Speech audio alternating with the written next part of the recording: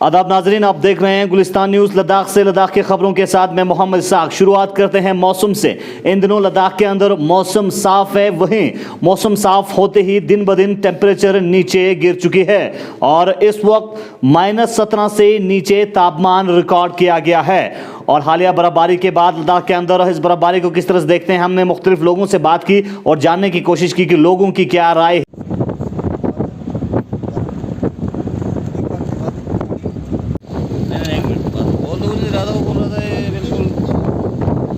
जैसे कि आप बखूबी जानते हैं, बर्फ़ तो हमारे लिए एक नियामत है, कह सकते हैं, क्योंकि हमारे जो यहाँ की जो आबादी है या खेतीबाड़ी है, ज़्यादातर गाँव में इसी बर्फबारी पर डिपेंड थी। आप कह सकते हैं सोत इलाके में या आप जाए हमारे यहाँ द्रास इलाके में बहुत सारे इसी बर्फबारी, अगर ज़्यादा बर्फबारी हुई तो वहाँ अच्छी खासी वहाँ पर उनके लिए इसी वाटर ही पानी इसी से मिलता है। तो हम कह सकते हैं कि बर्फबारी खुदा की नियामत है और बहुत सारे इसके फ़ायदे हैं। एक तरफ से हमें थोड़ा कह सकते हैं इसके भी नुकसान भी है, क्योंकि जब से हम आप देख सकते हैं बर्फ़ आई है करगिल में, स्नोफॉल हो गई है, तब से ठंड भी ज़्यादा बढ़ गई है और रोड कंडीशन आप देख सकते हैं बहुत स्लिपरी हुई है। आप देख सकते हैं कि पूरे रोड्स आप बाज़ार से देख सकते हैं आप, या बरो साइड से जहाँ धूप नहीं लगती है, यहाँ धूप बहुत टाइम के लिए वहाँ पर लगती नहीं, वहाँ पर बिल्कुल स्लिपरी है और इससे बहुत सारे नुकसान। यूटी इंतजामिया से यही रिक्वेस्ट करते हैं, ऐसे एक स्टूडेंट, ऐसे एक आम पब्लिक की एयर कनेक्टिविटी जो हमारे करगिल में पिछले 70 सालों से डिमांड है, अभी तक फुलफिल नहीं हुई। सिर्फ एक N32 सर्विस कोरियर के सहारे हम रहते हैं, जो कभी आती है, जो मौसम इसकी तरह है, अगर मौसम साफ़ रहा तो आएगी और ना रहा तो नहीं आएगी। इस वजह से बहुत सारे लोग सफ़र करते हैं। तो हम इंतजामिया से यही रिक्वेस्ट करते हैं कि एक ऐसी, जैसे कि बहुत सारा बात करते हैं कि भाई 30 सीट्स या 40 सीट ऐसे कुछ जहाज़ें हैं, मुफीद चीज़ है जी। मैं आपको एक चीज़ बयान करना चाहूँगा आपके मीडिया के ज़रिए, जो दूर दराज के लोग देख रहे हैं, जो खित्ते लद्दाख से बाहर के लोग देख रहे हैं। एक वक्त ऐसा भी हुआ करता था, ये दिसंबर के महीने में जब बर्फ़बारी होती थी, ये सफ़ेदे और यहाँ के जो लद्दाख के अंदर पाया जाता है दरख्तें, उनकी शाखें टूट जाती थी। आज के दौर में वो बर्फ़बारी देखने को नहीं मिल रहा है। फिर भी नियामत खुदा यही है कि इस साल जो है जो बर्फबारी हुई वो ख़ासकर ज़मींदारों के लिए एक मुहैया फराम करेगी गर्मियों के दिनों में। इसमें -15 से नीचे टेम्परेचर नीचे गिर चुका है, तो उससे सड़कों की हालात तो काफ़ी खस्ता है ही। साथ लोगों को बर्फबारी से तो फ़ायदा है ही, लेकिन और भी जो कहीं ना कहीं दुश्वारियाँ लोगों को देखना पड़ता है, वो आपसे जानना चाहेंगे।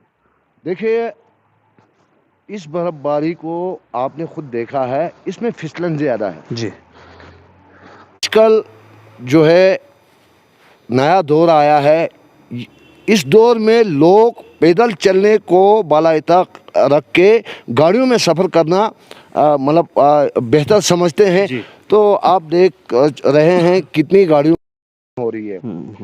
इससे पहले जो आज से 5-6 दिन पहले जो बर्फबारी हुई थी 2 दिन का, उसमें आपने सांको एरिया में या इस रोड पे कितनी गाड़ियों को फिसलते हुए देखा है। तो इससे जानी और माली खतरात का सामना भी करना पड़ रहा है। देखिए, एक तो हर जगह ब्लैक टॉपिंग हो गई है और उसके ऊपर बर्फ़ के बाद शाम होते ही सुबह शहर तक जो है कड़ाके की सर्दी जो है अपना रंग दिखाता है। जोजिला जो है माशाल्लाह इस साल अभी हमको लगा है कि जोजिला पे ज़ोर शोर से लास्ट ईयर की तरह मतलब रुके पड़े नहीं हैं। आज कम हो रहा है यूटी लद्दाख में, तो हम चाहेंगे कि माशाल्लाह अभी बैकेंड के लोग, हमारे मैकेनिकल के लोग, हमारे एडमिनिस्ट्रेशन के लोग वहाँ जाके अभी रास्ते का काम हो रहा है। हम उम्मीद करेंगे कि जोजिला पास जो है वो एक बार और फिर खोले और हम चाहेंगे कि जनवरी फरवरी तक ये खोल के रहे और करगिल में नई ताज़ी सब्ज़ी और फल फ्रूट आ जाए, इसके लिए भी हम दुआ गो हैं। हालिया बर्फबारी होने के बाद मौसम साजगार होते ही जोजिला पास पे बर्फ हटाने का काम लगातार जारी है। ब्यूरो की दोनों टीम बेकन और विजय की जानिब से जोजिला पास पे बर्फ हटाने का काम लगातार जारी है और आने वाले वक्त में एक बार फिर जोजिला पास को गाड़ियों की आमद-रफ्त के लिए बहाल किया जा सकता है। वहीं आपको बताते चले, जोजिला पास बंद होने की वजह से मुख्तलिफ गाड़ियां श्रीनगर साइट में और कारगिल में दरमानदा हैं और उनको काफी दुश्वारियों का सामना करना पड़ रहा है।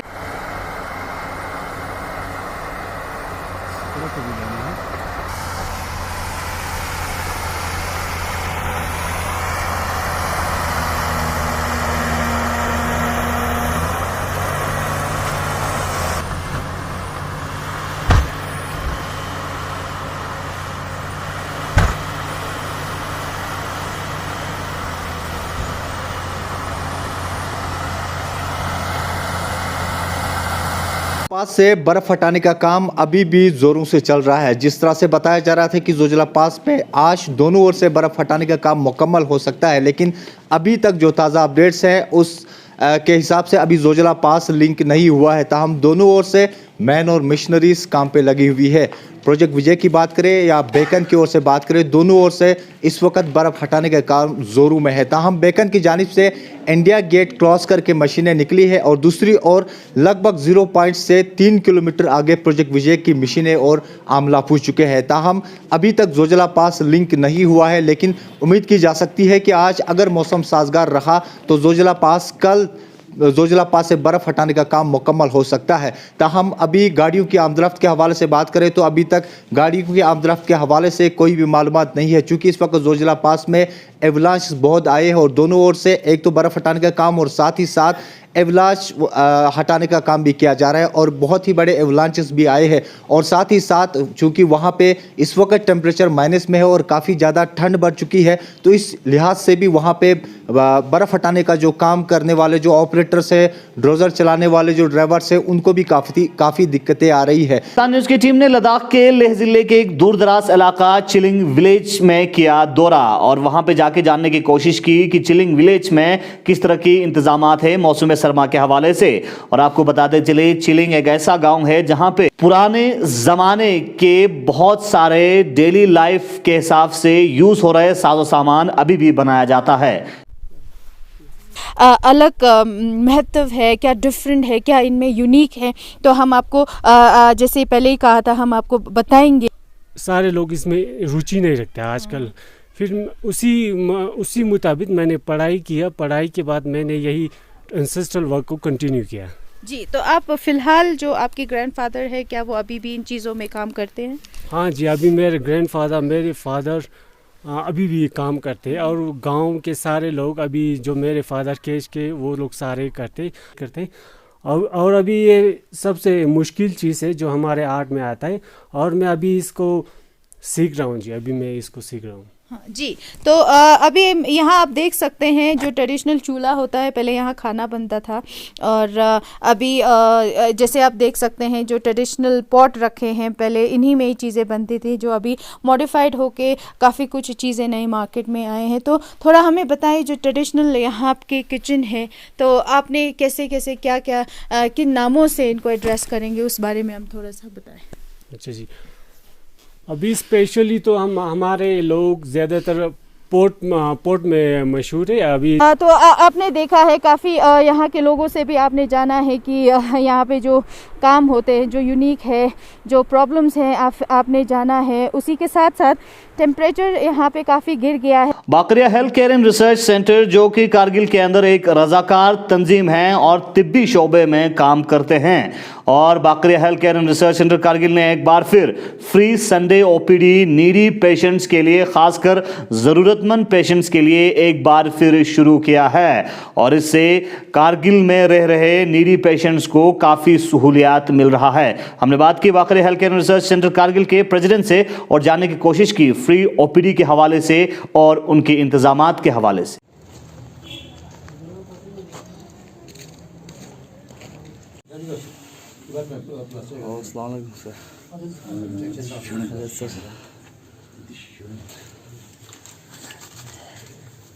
ये फ्रैक्चर है भैया, फ्रैक्चर का ट्रीटमेंट दे रही है।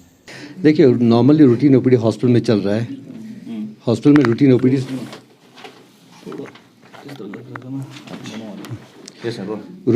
हॉस्पिटल में तकरीबन 6 दिन हफ्ते में चलता है, प्लस प्राइवेट प्रैक्टिशनर्स का भी चल रहा है।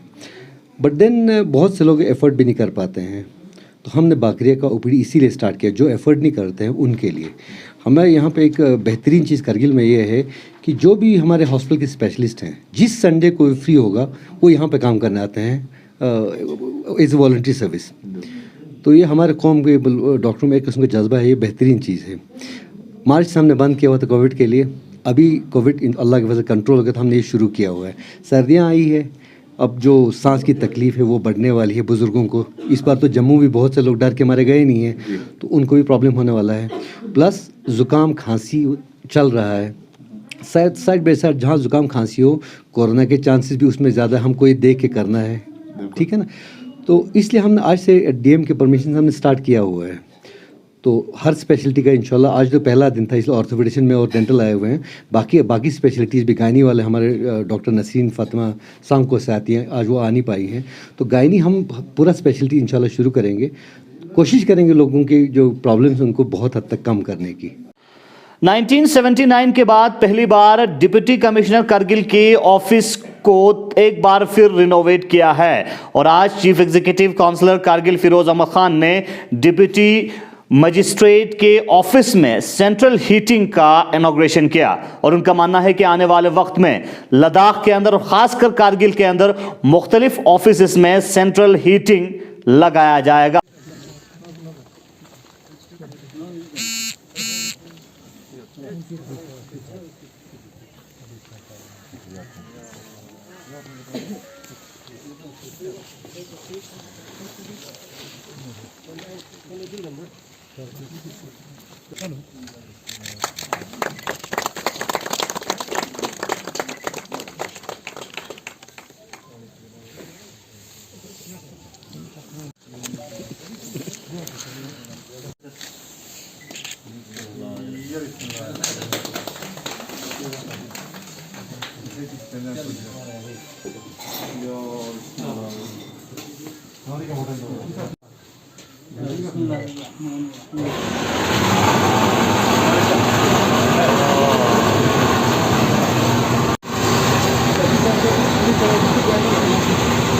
आदमी जो इतने दूर से गांव से दरखास्त जिनको यहाँ पे थोड़ी देर के लिए इंतज़ार करना पड़ता है, तो यहाँ कि आपका DC ऑफिस जो है हमारा 79 में हमारा डिस्ट्रिक्ट अलग हो गया, उसके बाद 80s में हमारा ये बिल्डिंग बना था, उसके बाद तब से लेकर आज यानी 2020 में इसका मेजर रिनोवेट हो गया।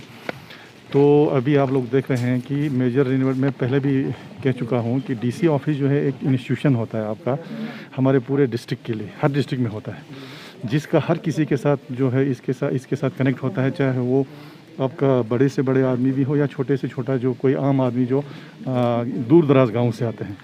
तो DC ऑफिस में जो है हमारे आज हमने देखा कि जो भी मेजर फैसिलिटीज़ चाहिए ख़ासकर गवर्नमेंट एम्प्लॉयज़ के लिए जो यहाँ पे काम करते हैं, उसके अलावा जो विज़िटर्स को यहाँ से बैठने के लिए, उनको वेट करने के लिए काफ़ी टाइम भी लगता है कभी कभार, तो उसके लिए उन्होंने ये उसको देख के प्रोविज़न रखा है कि उनको भी यहाँ भी वो भी आराम से बैठ सकते हैं। और दूसरी चीज़ ये है कि आपका सेंट्रल हीटिंग का जो कंसेप्ट है आपका हमारे लद्दाख में शुरू हुआ है, तो उसका शुरुआत जो है आज जो है DC ऑफिस से शुरू हुआ। तो इसको देख के इंशाल्लाह बाकी ऑफिस में इसका रेप्लिकेट होगा। तो इसके लिए हम जो हैं DC साहब को बहुत बहुत मुबारकबाद पेश करते हैं, क्योंकि मैं पहले भी कह चुका हूँ कि ये हमारे डिस्ट्रिक्ट का एक बहुत बड़ा एसेट है।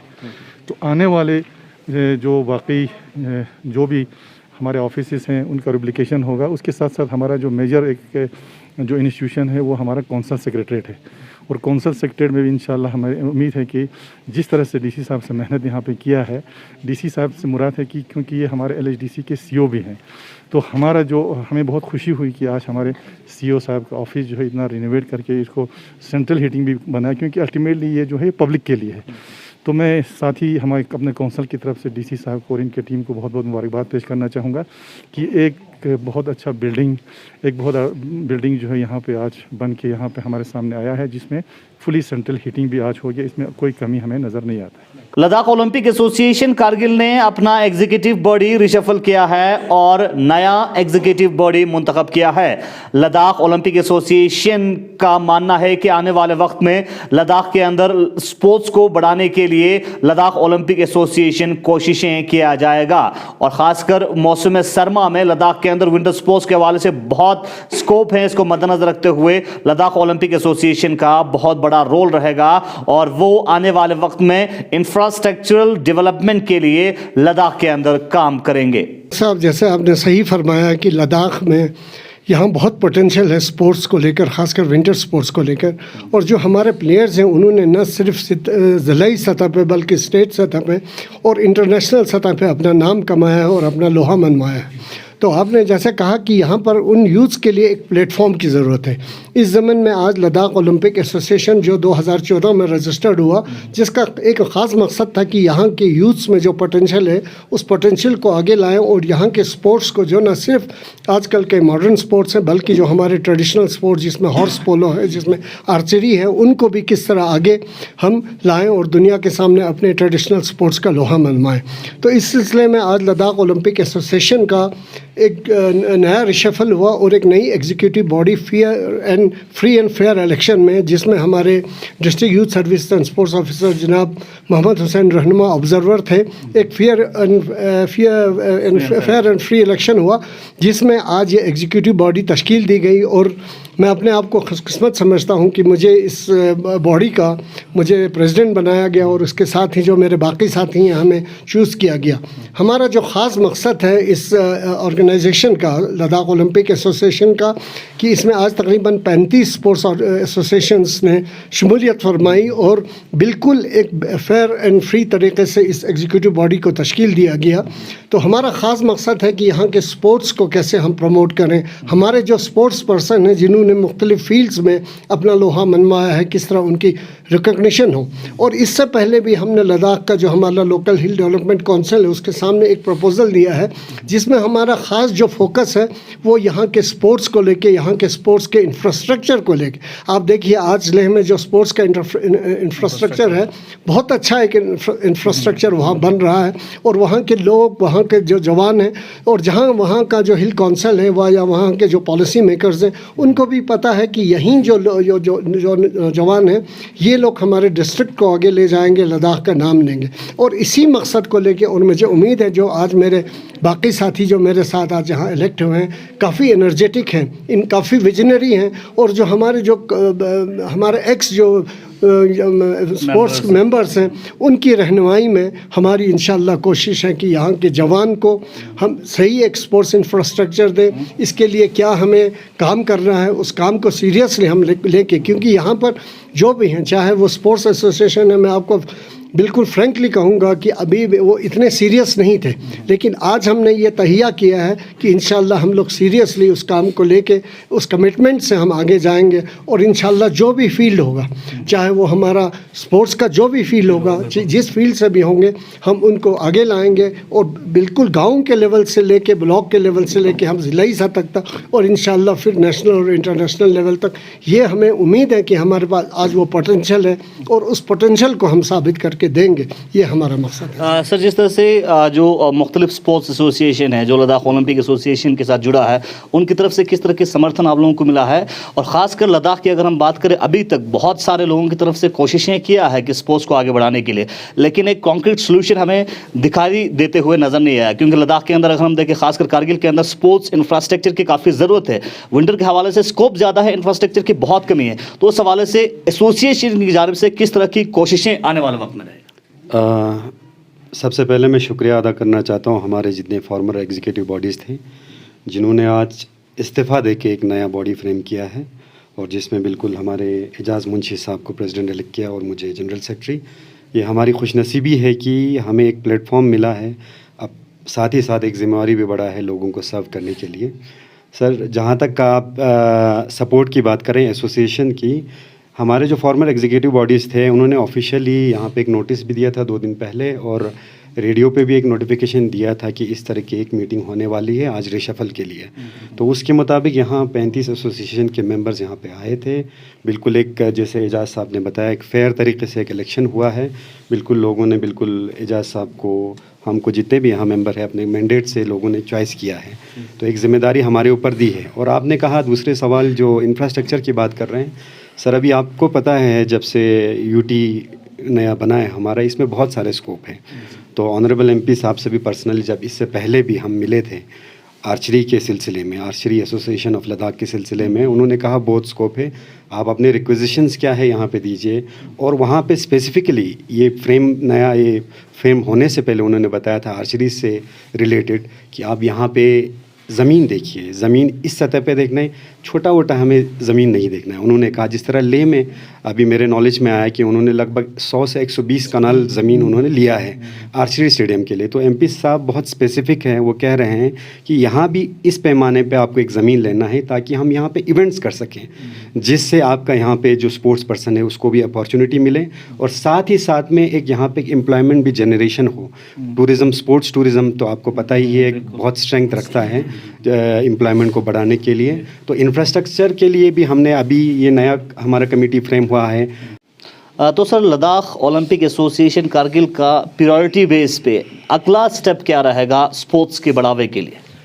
इसाक साहब, अभी तो नए नए हम लोग बने हैं, जैसे शमीम साहब ने पहले अर्ज़ किया, हमारा जो सबसे पहले काम होगा ये हम इंफ्रास्ट्रक्चर के लिए और इस बॉडी को मुस्तहकम करने के लिए हमारा काम होगा।